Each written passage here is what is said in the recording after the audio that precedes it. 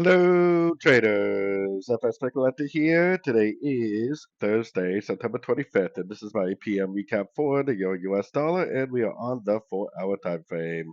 So we wanted to start off on the 4 hour because I mean it's very clear that this is the wave 1, 2, and 3. If you've watched my videos over the last couple of days, I've been saying since last week that this is a 3 waves down, 3 waves up. Likely, it's now in a 5-way pattern to the downside. This is a wave 1, wave 2, and wave 3.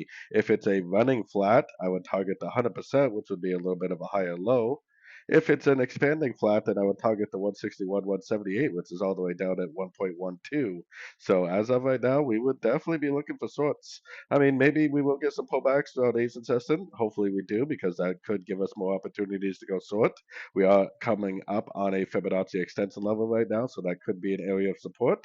Definitely a little bit of support over here too, as you can see. So all we can hope for now is pullbacks, 1, 2, 3 way pullbacks, Fibonacci bounces, and golfing moves to the downside for more entries to go short.